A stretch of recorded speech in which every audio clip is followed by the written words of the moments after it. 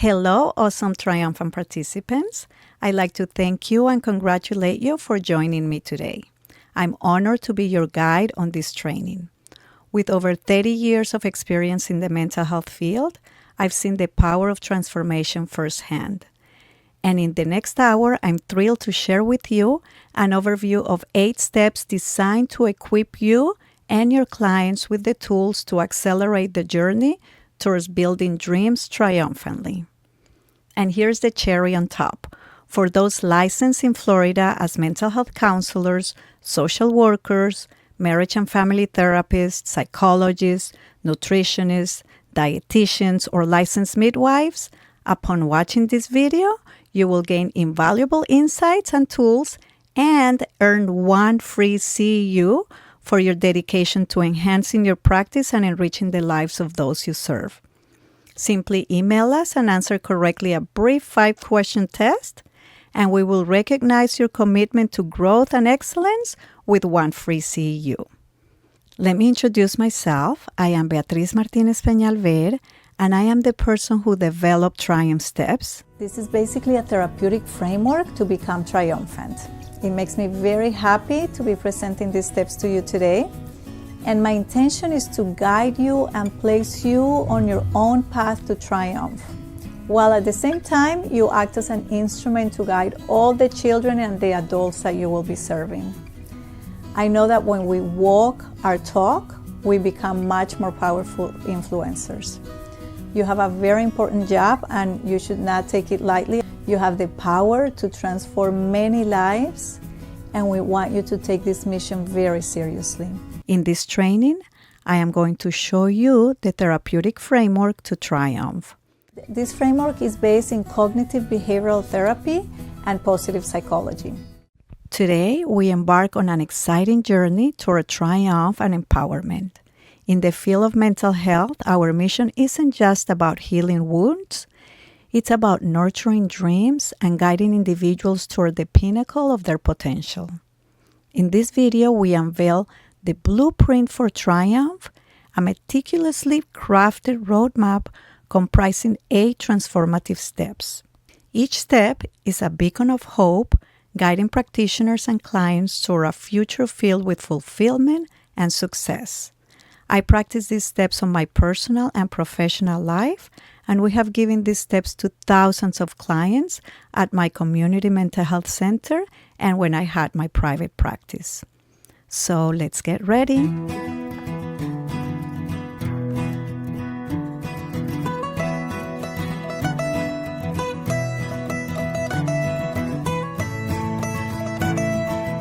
The step 1 is a clearly identified target can much more easily be hit.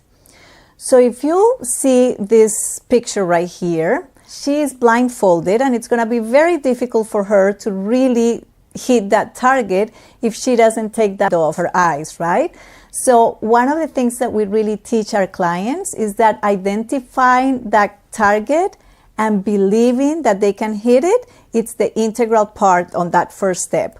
So 1, you clearly identify what you would like to conquer. And it could be different things. It could be that your client wants to overcome a fear.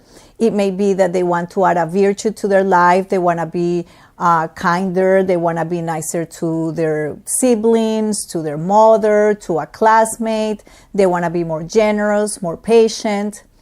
Or it could be that they want to reach a dream. So in my case, I want to make emotional literacy an integral part in education. Targets can be different, and that's something that you will be obviously identifying with your own clients. And in this first step, the power of belief is very, very important.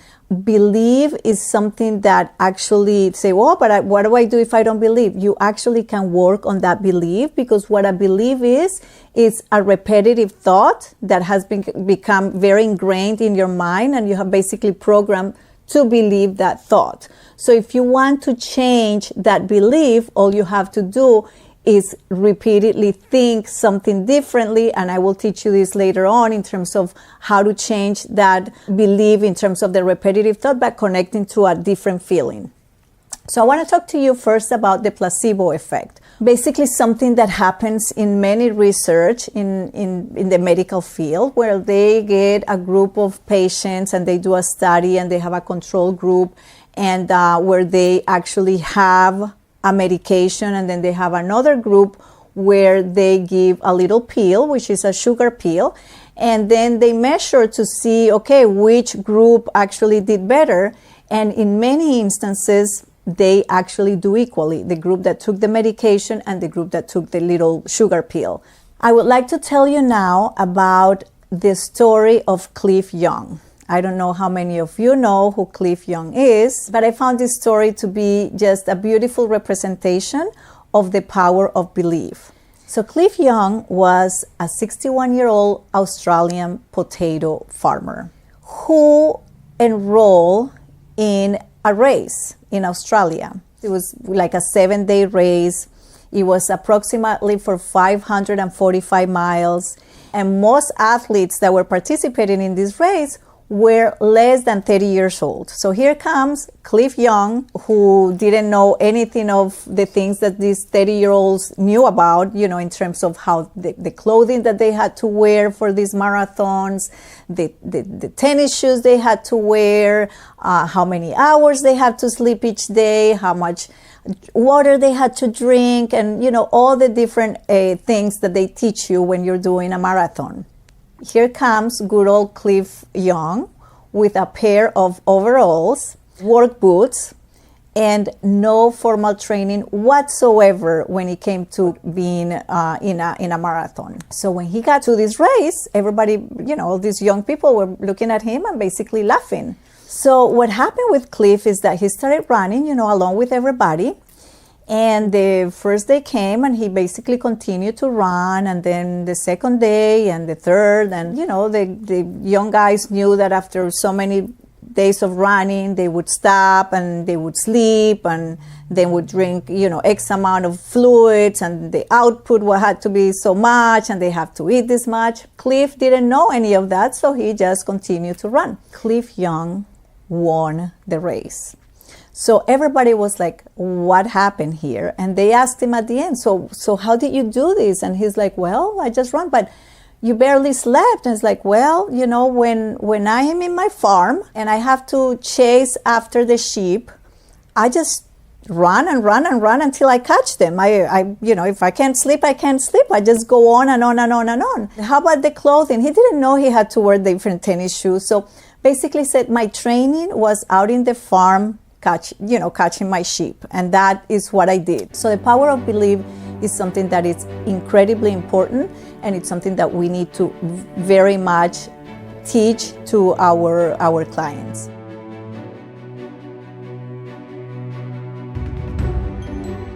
Now I'd like to mention to you about the 4-minute mile. For many years, experts have said that it was really impossible for the human body to run a mile in less than 4 minutes. And this is what people believed for many, many years. They believed that it was dangerous and it was basically impossible to do so. In 1940, somebody reached that mile in 4 minutes, 1 second. And that stayed there for many, many, many years until in 1954, Roger Bannister broke the 4-minute barrier. He ran the mile in 3 minutes and 59 seconds. And after that, actually shortly after that, many more actually were able to run that mile in less than 4 minutes. So it was the moment when people just basically shifted that they were able to say, well, he did it. He didn't, it's not impossible. And nowadays, very strong high schoolers today run that 4-minute mile.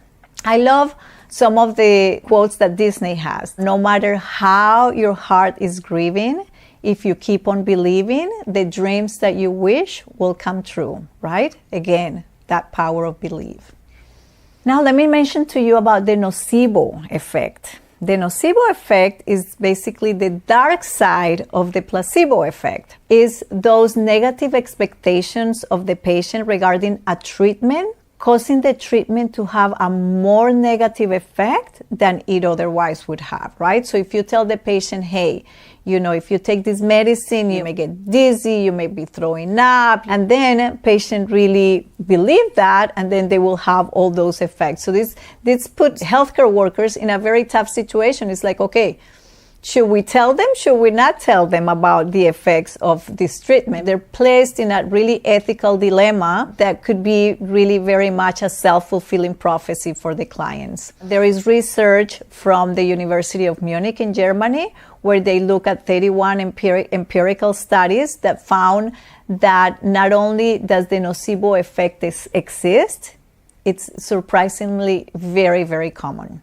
Now let's move to step 2. Step 2 is a student who wants to learn always writes notes.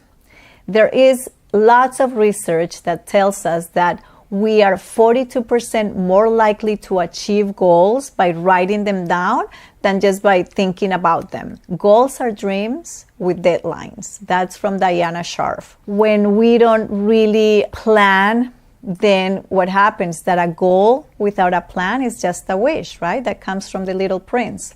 There is a very interesting research conducted by Dominican University in California that basically looked at 267 participants, and they were recruited from different business organizations and business networking groups. The results were really quite interesting. We have group number 1, who was the group that didn't write any of the goals. Then we have a group number 2 who wrote the goals. We had a group number 3 who actually wrote the goals with some actions. Then we have a group number 4 where they wrote the plan, and then they made a commitment to a friend that they would follow through with this plan. And then the last group would actually do everything that we've mentioned, plus they would write a progress report.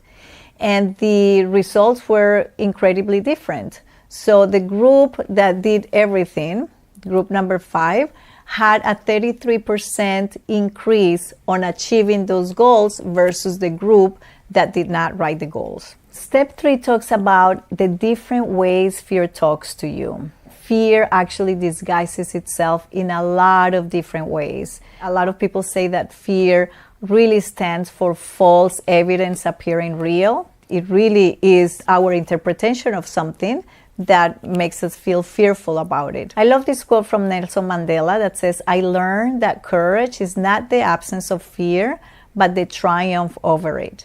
The brave man is not he who does not feel afraid, but he who conquers that fear." This is one of my favorite posters. As you see, we have a mind that is full of a beautiful garden with many, many flowers. And then we have another mind with those flowers being killed by weed. Weed is really growing and killing all the beautiful flowers. And it says, "You are the gardener of your mind. Pull out the weeds. This is where your future is designed." If we start teaching our clients that our mind needs to be like it shows right here, with all the beautiful flowers, and that we actually have the power to control and we have the power to somehow guide our thoughts. The moment that fear comes in and we stay focused on that fear, what happens is that fear destroys that garden very, very quickly. Fear can show up in a lot of different ways. Fear can show up in procrastination. Fear can show up in complaining, in blaming, not taking responsibility for our own actions, in feeling like a victim, in brilliant excuses. This is something that we really want to always be exploring with our clients. I would like to share with you about the 5 truths about fear by Susan Jeffers. Truth number 1 was that fear is a normal emotion. Every single human being in the planet has felt fear. Truth number 2 is that the only way to get rid of the fear of doing something is to go out and do it. Now, the truth number 3 is that the only way to feel better about yourself is to go out and do it. One is to conquer the fear and the other one is to feel better. If you're fearful about something and you're really not pushing yourself out there to do it, you're really not going to have a chance to feel better about that. So that is really the only way to feel better about it.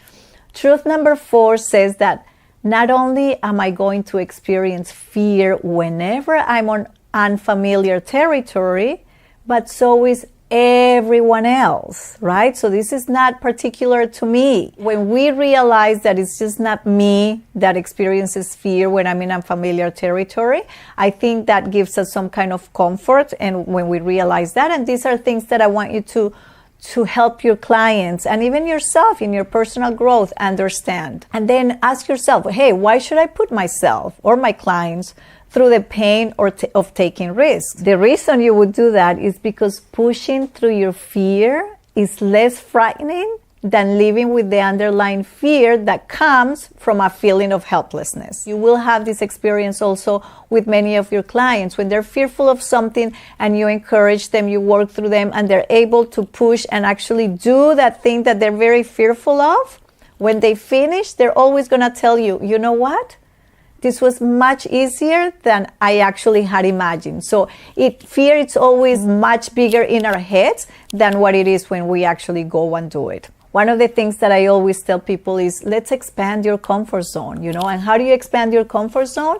You take a little step and you repeat it until it gets a little, comfortable, and then you go to the next one, you take another risk, and then you practice and practice until you feel more comfortable, and then you take the next one, and little by little, that comfort zone expands in such a great way that makes you feel very empowered, right? So that new zone of comfort, it's a very empowering place to be. Life begins at the end of your comfort zone. John Maxwell says, of all the things a leader should fear, complacency hits the list. So when we are complacent, we're really not expanding our comfort zone. We're not growing, and we're really not doing anything to improve, which is what we're here for, right? We're here to grow, to expand, and to improve life. So I think what we need to be really, concerned with is that when you have no challenges, when nothing gets you a little anxious or no fears appear, this may be a sign of complacency and that you're not really pushing yourself to grow. And this is also something that you should be mentioning to your clients. Now, I love step 4. Step 4 says, fake it until you make it, right? People say, oh my gosh, what is that? And I always like to remind people that fake it until you make it really comes down from a very cognitive behavioral approach, right? What it's saying is that when you act as if whatever it is you want to become, it's already part of your life, you're faking it. Let's say you were very afraid of talking in front of a camera, and then you fake it and you do it over and over and over again. You start to actually feel more comfortable, and that's what that means. Fake it until you make it. It's like you do that action repetitively until it really becomes easier for you. Clients will tell me, fake it. I don't want to, be a fake. And parents also, when I mention this, like, what do you mean? Are you teaching my child to be a fake? And I have to explain to them that it really has nothing to do about lying to yourself. It's about an action that is going to help you actually become a better person. And I love this quote from Muhammad Ali. To be a great champion, you must believe you are the best. If you're not, pretend you are. I put this iceberg here because I wanted you to see clearly how it is that we go through life.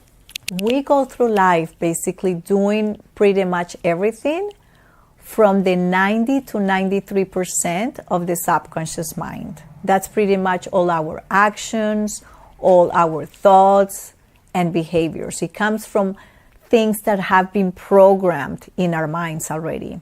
While there's only 7 to 10%, and probably even less, that we do it in a conscious level. Let me tell you now the 3 steps that really make affirmations work. 1 is that you really need to repeat it daily. right? And preferably morning and night. Those are the best times to really, have your clients listen to the affirmations that the program will give them. You're going to do it in the morning. Why? Because you're preparing for the rest of the day. And then the night one, as we know, when we go to sleep, the mind that really takes over is the subconscious mind. So it's beautiful to just go to sleep with this type of messages and let them kind of sink in, deeper, or just kind of bathe in those beautiful messages that you will hear with the program. And I'll tell you a little bit more about it later. Now, number 2 is that you need to emotionalize them. What is happening here when you connect with this feeling of joy, when you think about, let's say it's saying, oh, I'm confident, but you don't really believe you're confident, then what you really need to do is, I'm confident. How would I feel? How would it be if I really felt confident? And try to connect with that feeling. Okay, what happens is, you may know very well that when we are connected to feelings of joy, we have, there are neurochemicals that are released. So you have dopamine or serotonin that it's released and, and give us these wonderful feelings. Versus when you're fearful, then you have the stress hormone really shooting up, all the cortisol, really doing wonders. And so we know that there is really a physical effect, right? By thinking something positive or negative, that emotion really creates different neurochemicals in our body. Then number 3 is that you need to act as if whatever you're affirming is already true. So if you're saying that you're confident and you don't really feel confident, well, you're going to act as if you are. Little by little, you will get it. You take a little, like we were saying earlier, you take one little risk and then another one, until it really comes easier to you. So again, 1 is to really say the affirmations morning and night. The second one would be to connect with that feeling of joy that affirmation would bring, if you would be that you're saying. And then number 3 is that you have to act as whatever it is that you're saying is already part of your life. Allow me to give you an example of one of the audios from the collection available to our certified coaches, which they use with their teenage clients. This particular recording focuses on fostering confidence, yet within our platform, they have many other choices, including themes like joy, kindness, grit, and gratitude. Notice the combination of empowering cognitive behavioral messages and positive psychology. I encourage you to fully immerse yourself in this session, emotionalize it, and embrace all sorts of emotions that it evokes. Get ready for the experience. Hello, my friend. I'd like to tell you something that many think is a big secret. It is very, very important for you to know this. But before you hear it, I want you to be happy and relaxed. Close your eyes and look within. Think of a place that makes you happy and peaceful. Maybe for some of you it's the beach or a special part of your house. Or imagining lying down on a big fluffy cloud. Wherever you imagine yourself, feel great joy in your heart. Just pay attention to the joy in your heart while you start taking a few deep breaths. Every time you let your breath out, you feel more relaxed and joyful. Pay attention to how the air comes in your nose and then slowly comes out. Be still and know that you're calm. You're about to hear the most important thing of your entire life. Ready?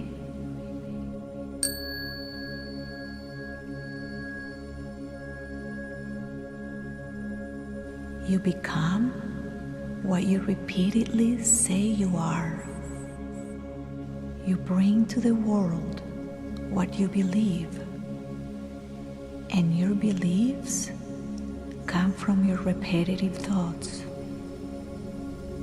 If you repeat a lot, I am triumphant, feeling the joy you're feeling right now, and you give to the world a triumphant attitude, you will become triumphant. With your I ams, you design your future. Repeat in your mind each statement you're about to hear now, while feeling joy and happiness within. I am one of a kind. I am a magnet to all good things in life. I am kind, and my actions show it more and more each day. I am loving. When I feel fear, I push myself and I conquer it. I am brave. Confidence is a gift I give to myself, and nobody can take it away. I am talented. I am successful because I dream big.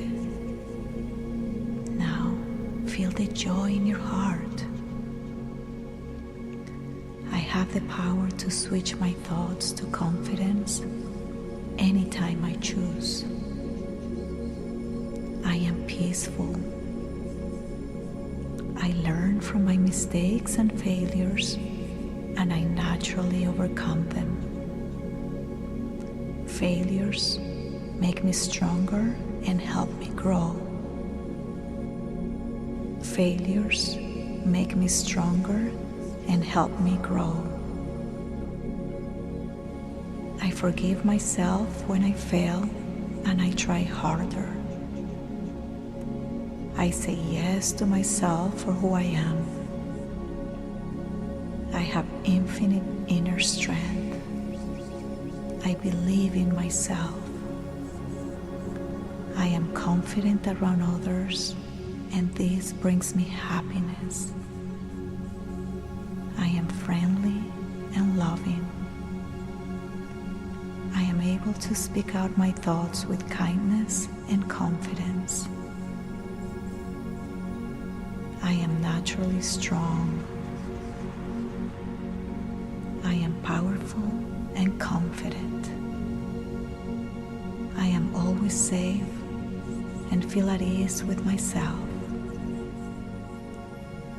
I am confident regardless of the external situations. I use my confidence in positive ways because we are all connected. I am focused and persistent. I learn from my mistakes and the mistakes of others, and I become stronger and wiser. I don't know how to do certain things yet, but I have the ability within me to achieve them. I love to study and learn.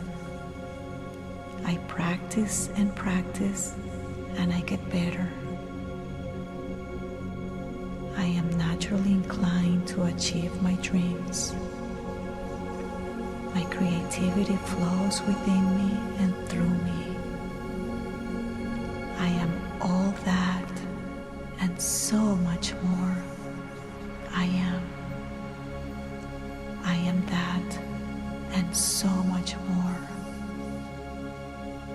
I am that. I am that. I am.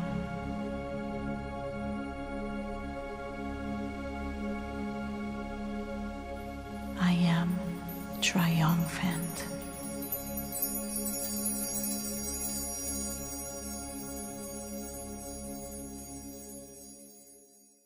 Now take a deep breath and open your eyes. So now let me talk to you a little bit about visualization and what the research says about visualization or mental rehearsal. First, I love this quote from Albert Einstein that says, "Imagination is everything. It is the preview of life's coming attractions." And John Kelly, who's a PhD and the Deputy Director of Harvard Medical School's program in placebo studies and therapeutic encounters, says that it is the power of the imagination that makes the control and the placebo have similar effects.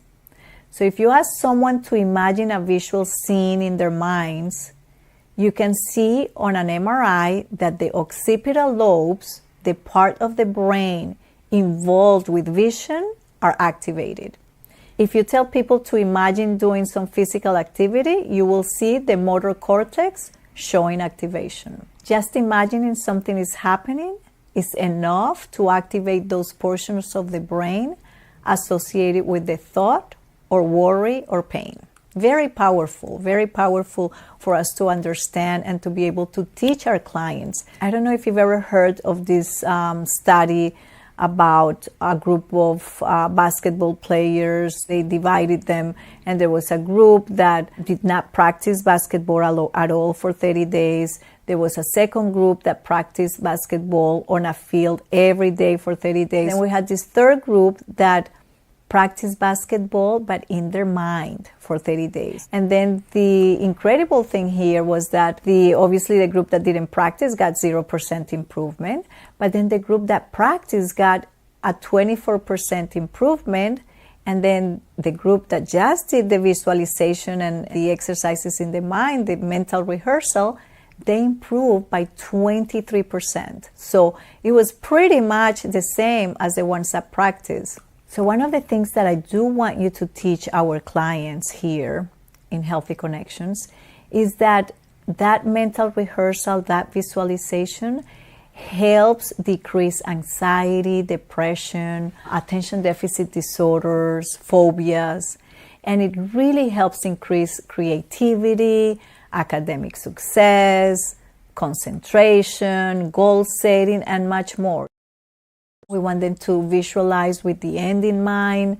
We want them to imagine all the little details and how you would act if you had that thing that you're visualizing. We want them to really emotionalize it, to connect with that feeling, because we want those neurochemicals flowing. We want those juices really flowing, because that's all that's going into that subconscious mind, right? We don't want it to be just the intellectual knowledge. We want it to be much deeper than that. And one of the things that I always tell people is that in the many, many years that I have in mental health, when I do the therapy, the talk therapy, it really, it's wonderful, but it really kind of goes skin deep. It is when we use these other techniques that we're giving you, the tools and this audio, that they actually go much deeper. And then the transformation of the client just is much faster. I want to offer you now a sample of a visualization. Make sure you're in a quiet place where you won't be interrupted. And if you had headphones, even better. Try to involve all your senses as much as possible. Take a deep breath in. Notice how the air feels when it goes in your nose and when it comes out. Visualize yourself 5 years from now on a beautiful beach, watching the sunrise. No one is around, just you. You hear the waves softly crashing. You smell the ocean. The warm air touches your skin. You are in awe of the magnificent colors of the universe.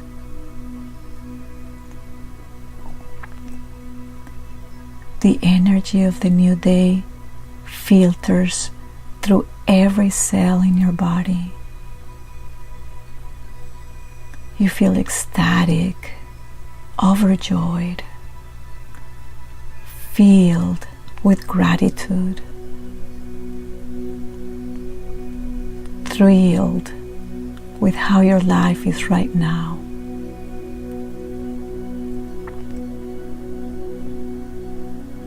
You remember 5 years ago when you felt stressed, fearful, stuck, not worthy.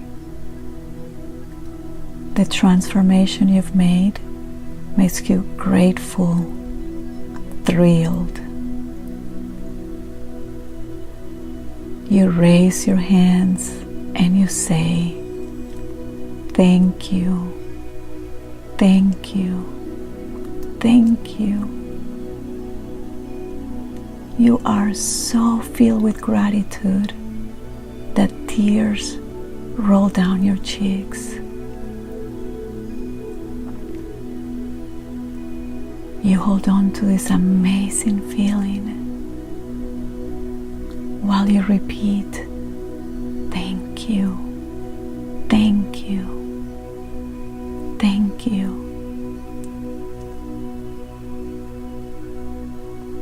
Suddenly, you see your old self sitting next to you, and you talk to the old you.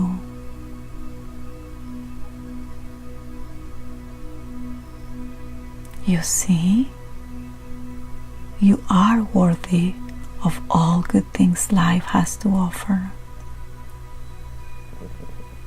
You are more than enough.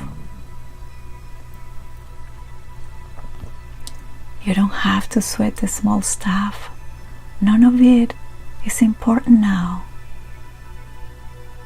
You see, you are loved. At all times, you're just one thought away from freedom. You have the power to create a better version of yourself. The universe always has your back. Allow your inner strength to hold you, your inner wisdom to guide you.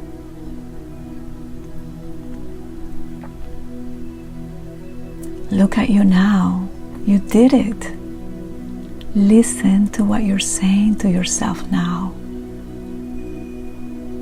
I have everything I need to achieve my dreams.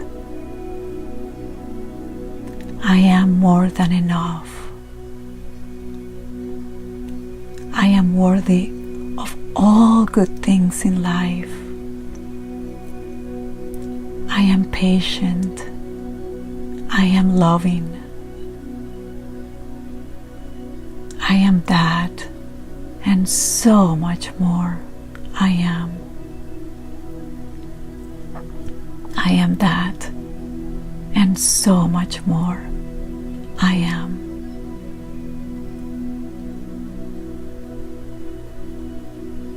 Say goodbye to the old you.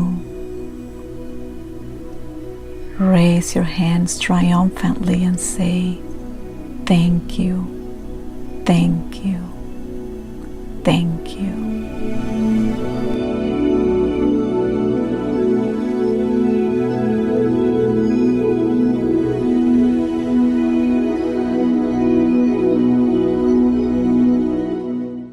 Step 5 talks about silence, the power to create all things. Silence is not empty, it's really, really full of benefits. There's just thousands and thousands of peer review articles that tells us about the benefits of silence, meditation, mindfulness. Those are buzzwords right now everywhere in big, huge companies. They are understanding that this is something, it's one of the most powerful tools they can give their employees right now. It helps them decrease blood pressure, it strengthens their immune system, reduces anxiety and depression, improves cognition, improves creativity, regulates emotion.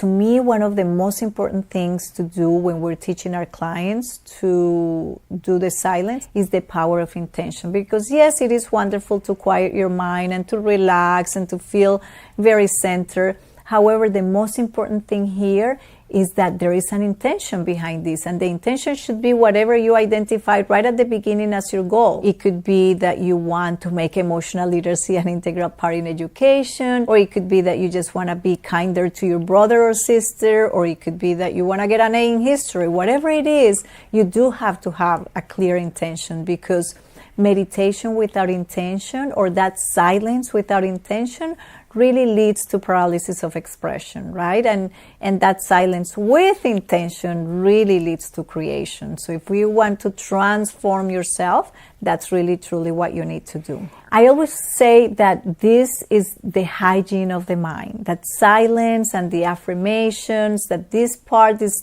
step 4 and 5 are really the hygiene of the mind. With this, what you're doing is you're really erasing or cleaning or washing out your fears, your limiting beliefs, you really overcome bad habits, all these self-defeating behaviors.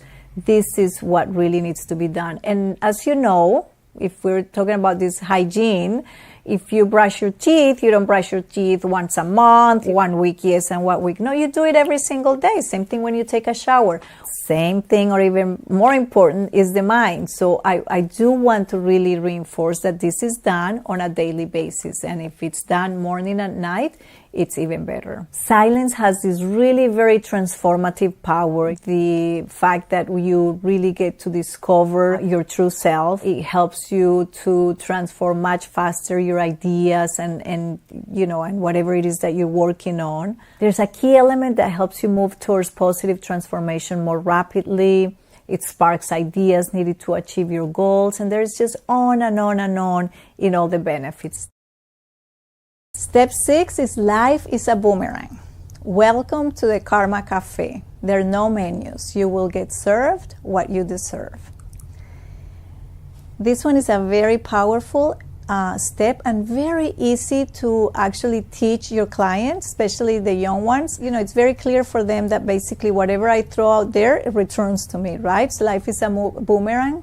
Be prepared to welcome what you give. Good or bad, it kind of comes back to you. You can explain to them that when it comes back to us, it actually is like 10 times more than either better or worse, whatever you're throwing out there, of what we put out there into the world. Children love to talk about these posters, and they can give you really wonderful examples of how this applies into their lives. 2 very, very good points here on this step. One is gratitude, and the other one is contribution. I love this little gratitude pill box that says take a dose every morning, and I would suggest that you take it every morning and also before you go to bed. It may cause shifts in perspective, it may cause feelings of abundance, and it definitely will decrease feelings of fear and anxiety.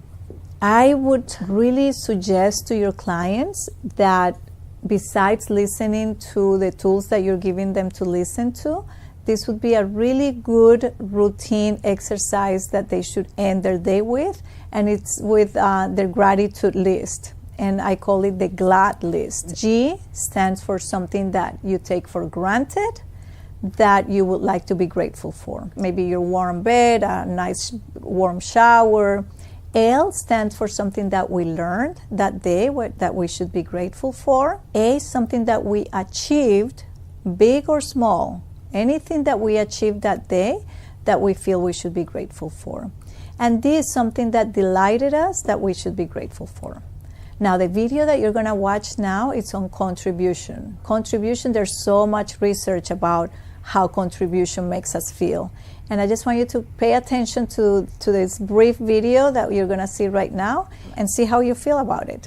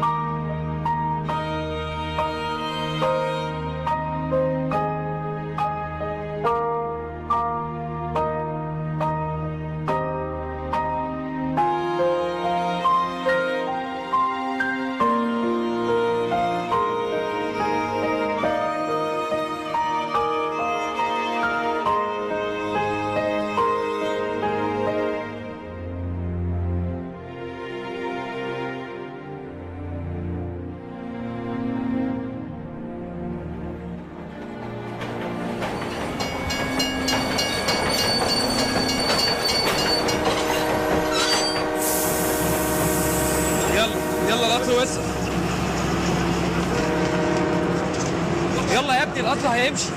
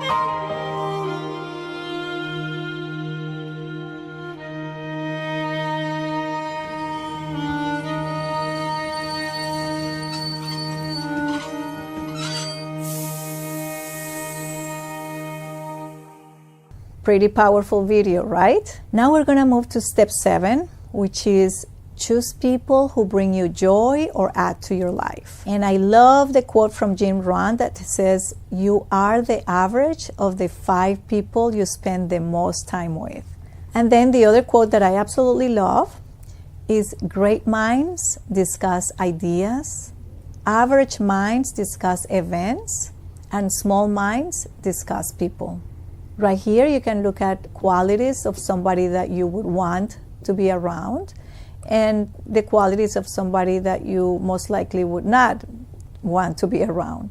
This chapter talks a lot about mentorship. I always tell my clients that it is very important for anything that we want to achieve in life to really look for mentors. The mentors could be the therapists, the coaches, anyone that's going to guide them. It doesn't have to be a live mentor. It could be somebody that they watch on YouTube. I used to watch many videos and I still listen to a podcast of Wayne Dyer. To me, he's a big mentor.